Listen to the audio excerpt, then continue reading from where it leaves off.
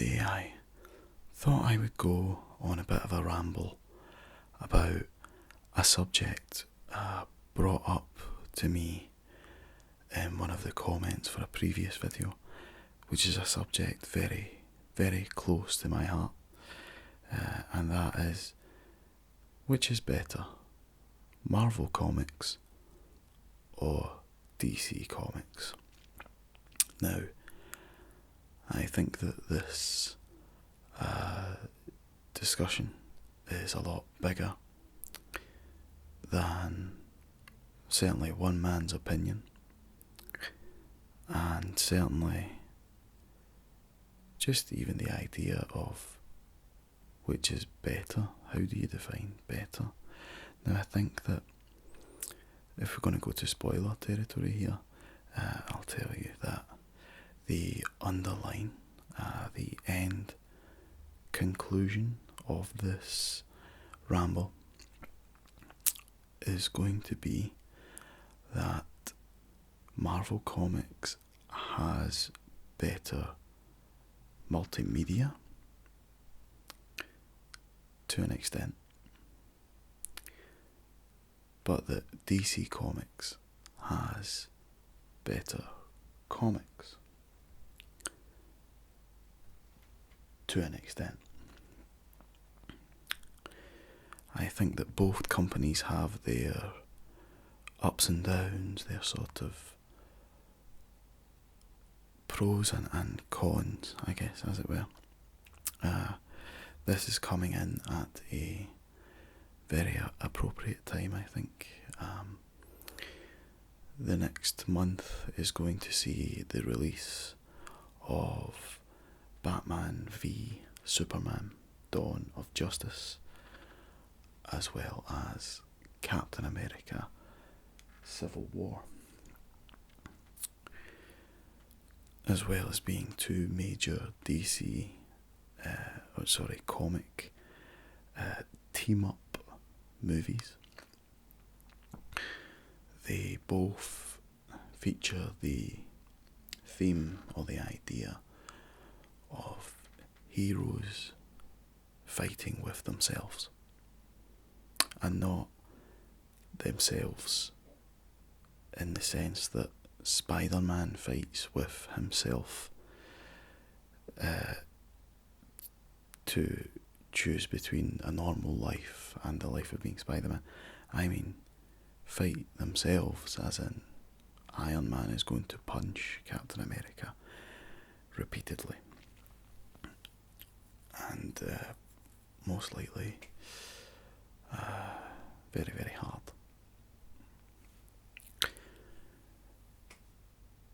I've been watching Marvel movies fairly religiously my whole life, so don't worry, we'll get onto the comics at some point. The movies I've been watching since I first saw Blade, when I was far too young to have seen the movie Blade. And the reason I watched it is because Blade, the character, features in several episodes of the early 1990s Spider-Man animated TV show. And I remember being excited when I saw that there was a Blade movie, because I knew that meant it was certain that there was soon going to be a Spider-Man and Blade movie. But alas, that never happened, for several reasons, the most difficult of which is movie licensing. And if you don't know what that is, it's when Marvel Comics, basically, when they went bankrupt, or they almost went bankrupt, in the early 90s, in the mid-90s, they sold off a bunch of their characters to various movie studios, who would then make movies based on those characters and pay Marvel what it now turned out to be a tiny amount of the profit. But Spider-Man and Blade were owned by different companies, so unfortunately there was no way that they could team up on screen. Oh well. Then, of course, the Spider-Man movie came out, and the first one was fantastic, and remains fantastic as far as I'm concerned, although it does now feel a bit like a Saturday morning cartoon show, when compared even to movies in the sort of Avengers canon, which are just as ludicrous, just as ridiculous, but it just feels sort of camp, I guess would be the word that I would probably use to describe Sam Raimi's Spider-Man, but it's still a fantastic movie. Spider-Man 2 obviously came and blew it out of the park. It was a superior film in basically every way, including the question you must ask of all movies, is Joel McHale in this movie? And thus far, Spider-Man 2 is the only Spider-Man movie which can tick a big yes in that box. So anyway, those movies are great. The X-Men movies, for the most part, are pretty great.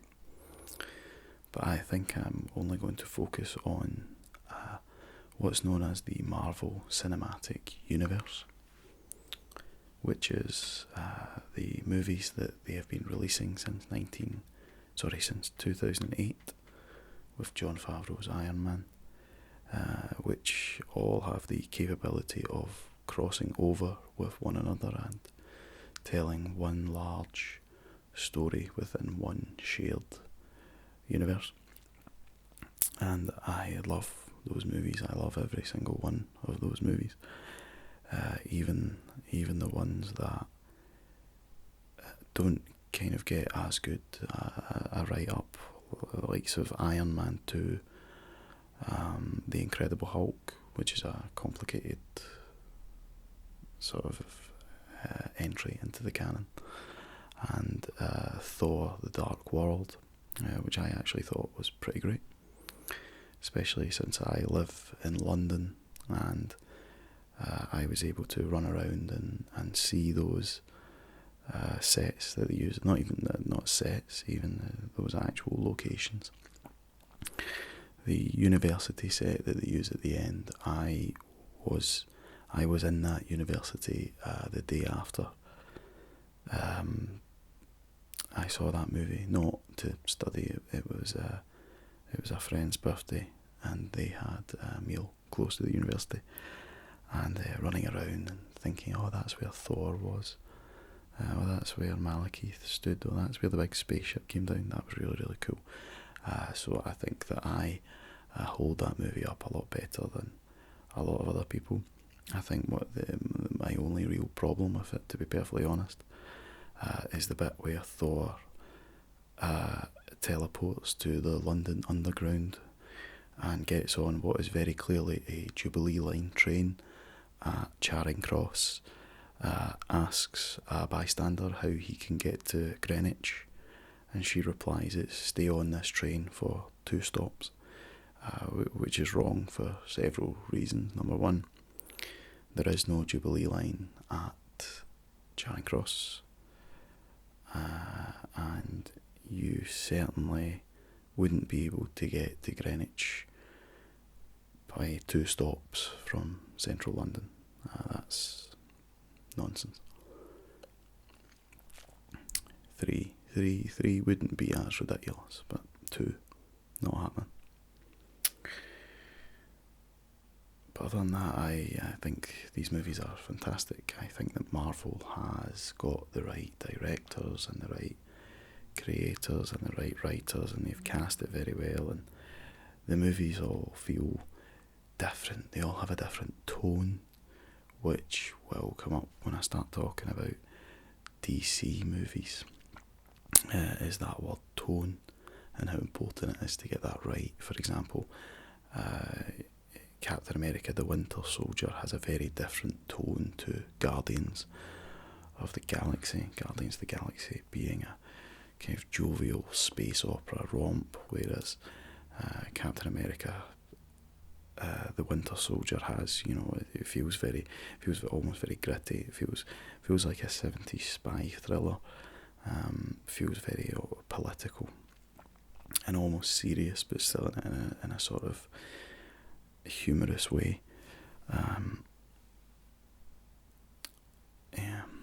And I think that like I say, I love all those movies. I see those movies on opening day every single time. I think that they are fantastic, and I think that they actually a little bit transcend a lot of the source material. Now on to DC, and for this I'm going to be primarily talking about the most recent DC movies, which in all fairness there only really has been one of, unless you count the ridiculous amount of footage that we've already seen from Batman v Superman, Dawn of Justice, which I believe unique footage from all the trailers put together equals something like 13 minutes of the movie, which obviously isn't a whole lot. It's only a single digit percentage, but oh man, that's too much. I need some mystery.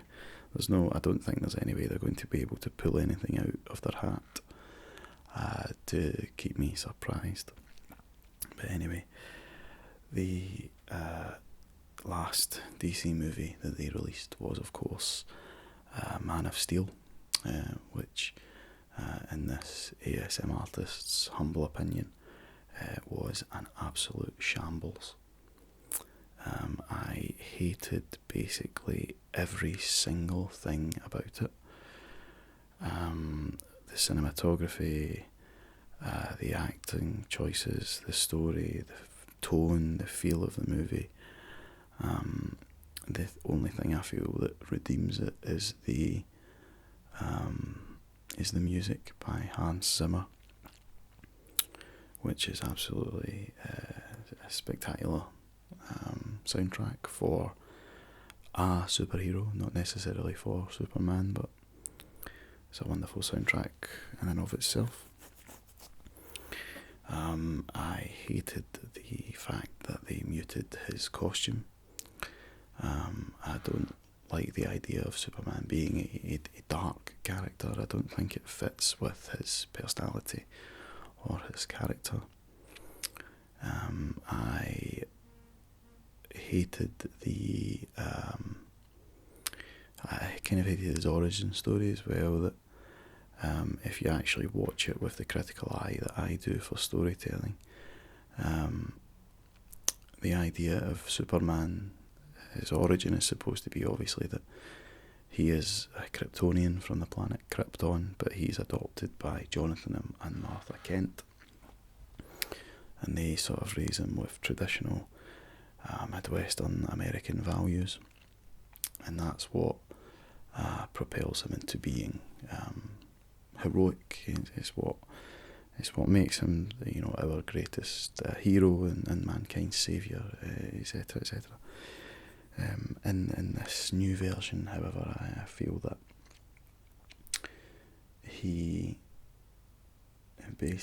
Jonathan Kent just insists on Clark becoming a farmer, never wants him to aspire to anything greater, and then Jonathan Kent just dies. And the only thing he wants is for Clark to be a farmer. And if you look at the actual movie, Clark shows no indication of wanting to become anything that isn't a farmer. He doesn't save anyone in the whole film. No, that's a lie, I take that back. He saves people at the start while he's just bare-chested. But once he gets the actual Superman suit on, that shining symbol for all mankind to aspire to, he saves exactly 3 people, and 2 of them are Lois Lane. Lois Lane getting herself into a situation which she got herself into. It was her own, a predicament of her own making. And I think it was terrible. I don't like when Superman fought Zod at the end. Visually, it was boring. Nothing exciting happened, and at one point, Jenny Olsen says he flies down to in the middle of a ruined sort of battle site, and Jenny Olsen decries, "He saved us." To which the audience rightfully asks, "How do you know?"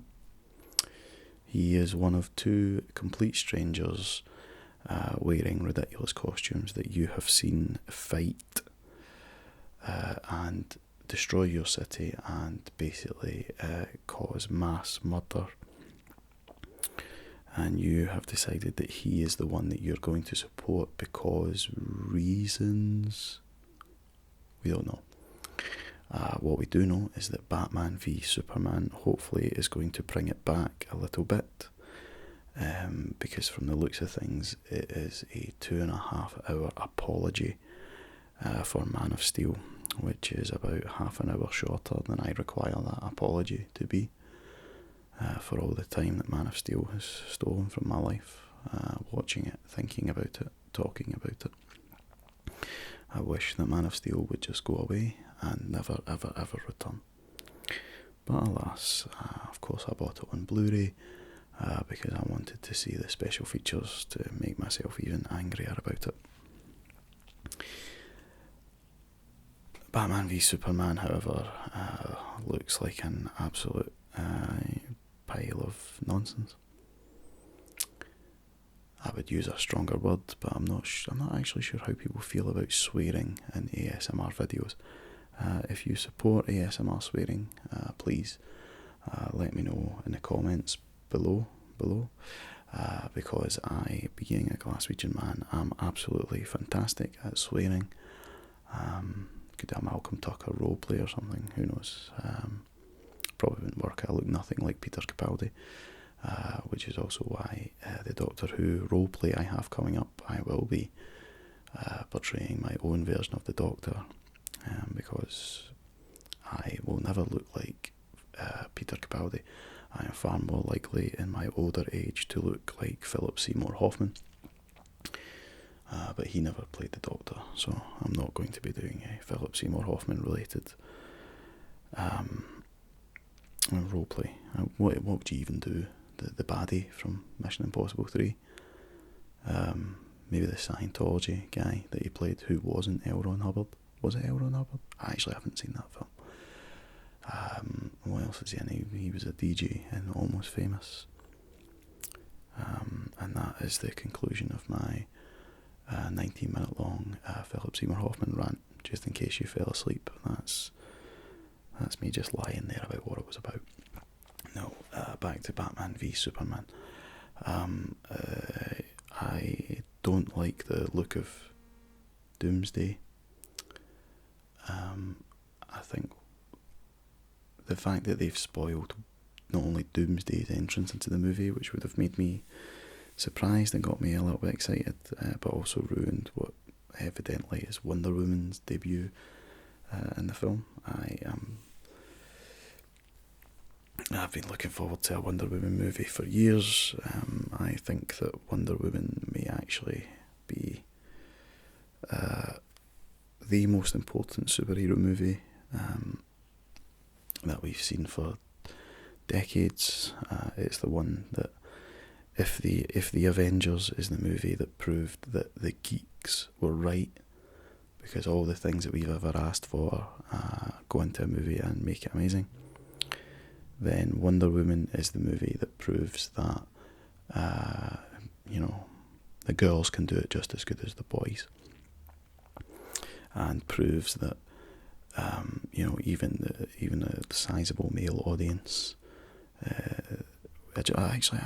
don't think that. I think superhero movies are a bit like video games. I think the ratio of male to female audiences are actually really close. I think a lot of people think it's a lot lot further away than it actually is, which is, I can't remember. I think I read a Forbes article about it. I think it's something like 47% female audience, which is way higher than I think a lot of people would expect it to be. But then, everyone's a geek these days, which is great. I love it. I think that's the way that the world should be. And half the people in the world are women, so obviously. But yes, Wonder Woman. I'm really looking forward to Wonder Woman. Kind of after seeing the footage that was released, I think that it just looks exactly the same as Man of Steel, and sounds the same, and reads the same, and I don't appreciate that. I think that Man of Steel was a travesty. I think that if you have a character who, again, is supposed to be the bright, shining light for all mankind, please don't dull him down. If one light is if one light is brighter than the others, you don't fix that problem by dimming the light. You fix that problem by bringing all the other lights up to meet it. People said they appreciated it because it gave Superman a more human edge. I don't think Superman needs a more human edge. I think that the point of Superman is that he is the person we should all aspire to be. If you want a human edge, look at Batman or the Flash. Superman is he's the man. He's the big blue Boy Scout. He's untouchable. He's infallible. And the interesting thing about Superman stories should always be the people around Superman. So that's why Man of Steel was a pile of tosh. Reason number 27 in that. But Batman v Superman, I'm not really looking forward to it. I have an important anniversary on that day, and the day that Batman v Superman comes out, so I'm not even going to see it on opening day.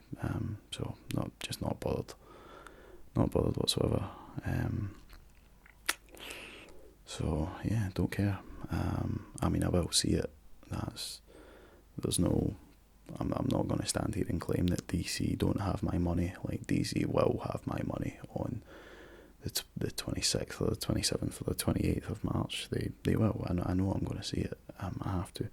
I wouldn't feel right complaining about it if I hadn't actually watched it. Ironic, considering I've just spent the last 10 minutes complaining about it. No, I don't. I'm not. I'm not into it at all.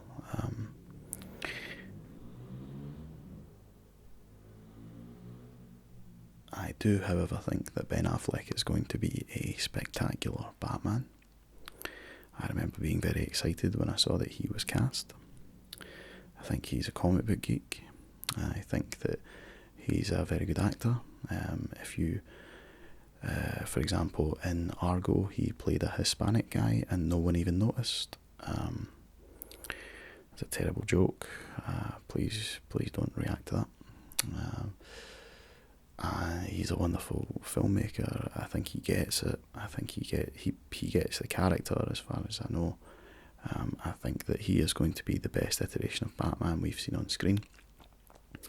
Because, controversial opinion here, I actually don't really overly highly rate the Christopher Nolan trilogy of Batman movies, the Dark Knight trilogy. I think that they almost felt patronising in a way. It felt like someone who thinks that they're smarter than you picking up a Batman comic and saying, "Oh, do you like this kid stuff? It's ridiculous." That's kind of how they felt to me. I think that The Dark Knight is a very well-made movie. Whether it's a well-made Batman movie, sure. I still think that the 1989 version is better, but it's a decent movie. It's fine. It's good. It has a lot of stunts in it. The IMAX stuff looked wonderful. I don't know, Dark Knight Rises, everyone complains about the plot holes. Yeah, I don't like that. I think there's as many plot holes in the Dark Knight. For example, right at the end, Commissioner Gordon says that Harvey Dent has killed 5 people, but if you go back and watch the movie, you only actually see him kill 4 people. I've heard a bit of conjecture that maybe the 4th one is the bartender or the cop that he pulls aside at one point, but nothing there. There's the old adage, like, if the Joker says why he's a man without a plan, he's an agent of chaos, then why does he have the most elaborate plan of all of the Batman villains? Just nonsense. I have a lot of problems with it, but I think all in all it's a pretty decent movie. I think what you're going to probably come to learn on this channel is that I have a lot of problems with a lot of movies. What else? Batman Begins is okay. Anyway, I think that's the movies out of the way. Marvel does far better in the movies than DC does.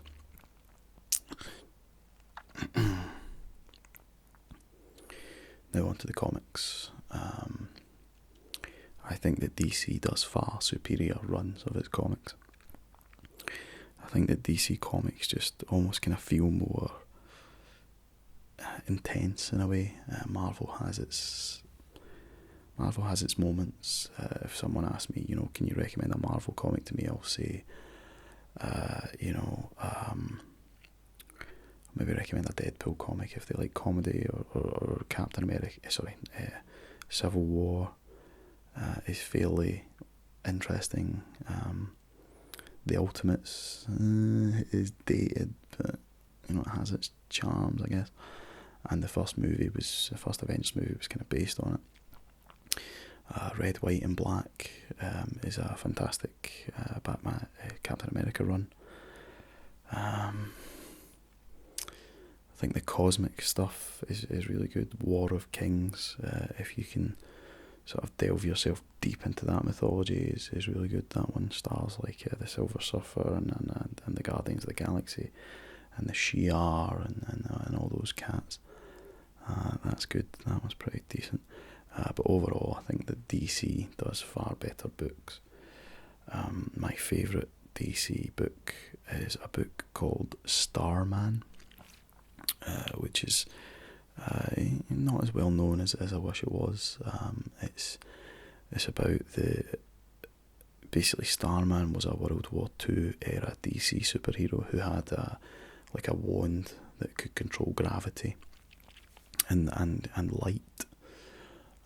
And was it gravity and light? I'm pretty sure it was gravity and light. And he had 2 sons, and one of the sons stepped up to take over the mantle from his father because the other one didn't want to do it. And on that first son's first night out as Starman, he is shot and killed, and his brother must reluctantly take up the title. I love it because he's very much a reluctant hero. Is Jack Knight. He's very different in a kind of time where everyone was going back to costumes. He wore a leather jacket and just green pants and like sci-fi kind of steampunky goggles, and that was really, really cool. He's quite sassy. You really get to care for the side characters. A lot of emphasis is given to the side characters. There's some issues where there's no action takes place whatsoever. I think that's really cool. It's almost like a soap opera in many ways. And yeah, that's the comic I recommend to anyone who wants to get into comics. It's about mid-length. There's about 80 issues of it, I believe. But you'll power through them if you want to get into reading comics. I think that is a great place to start. either that or one of my other favourite comics, which is called Transmetropolitan, which is a very funny comic set in the future and starring a gonzo Hunter S. Thompson style journalist as he fights political corruption during an election season. And that is laugh out loud funny and horrifically violent, but really, really very entertaining. I hope you've enjoyed my little ramble about comic books and Marvel versus DC. I'm sure many of you have dissenting opinions, so please do let me know. We'll have a chat about it in the comments. And yeah, as usual, if you've enjoyed this, please like and subscribe. Thank you.